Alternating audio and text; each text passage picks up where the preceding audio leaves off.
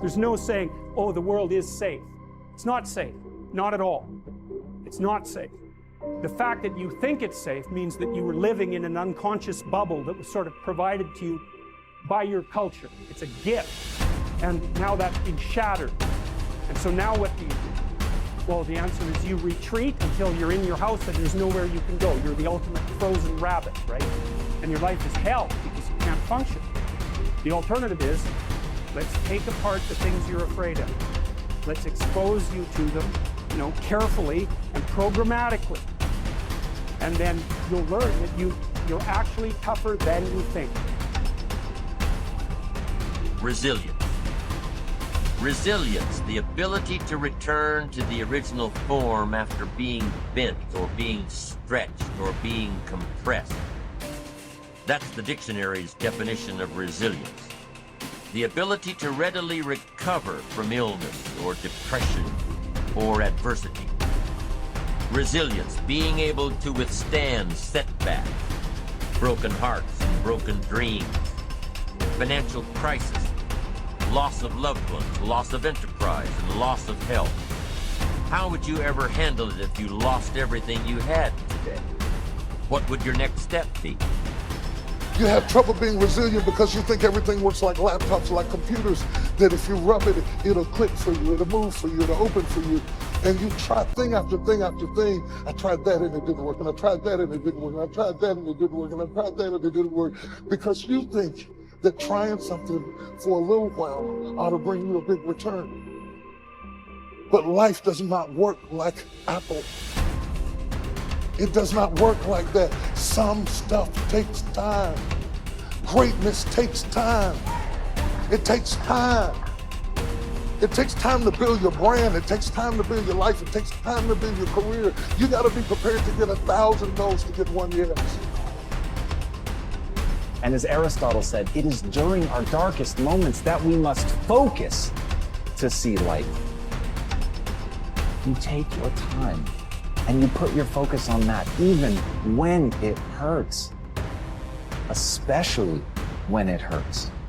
If you're able to do that, if you're able to find a way to take all of your energy and put it on that, to repeat it, to let it become a mantra, to let it be the first thing you think about when you wake up, the last thing you think about in the night, and the thing that you cling to when you wake up and cannot fall asleep, if you let it be that thing, that you can put all of your attention on that, then you can actually change your chemistry. You can actually change your own story. You can actually change your life.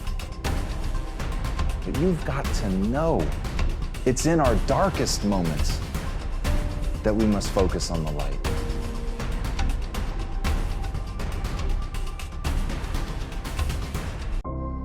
Thought is a spiritual activity and is therefore creative.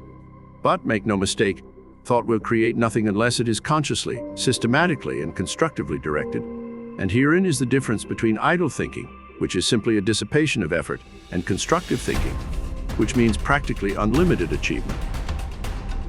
We have found that everything we get comes to us by the law of attraction. A happy thought cannot exist in an unhappy consciousness. Therefore, the consciousness must change. And as the consciousness changes, all conditions necessary to meet the changed consciousness must gradually change in order to meet the requirements of the new situation. In creating a mental image or an ideal, we are projecting a thought into the universal substance from which all things are created. This universal substance is omnipresent, omnipotent, and omniscient.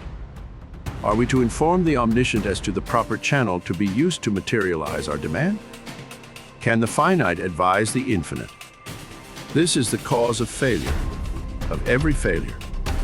We recognize the omnipresence of the universal substance, but we fail to appreciate the fact that this substance is not only omnipresent, but is omnipotent and omniscient, and consequently will set causes in motion concerning which we may be entirely ignorant.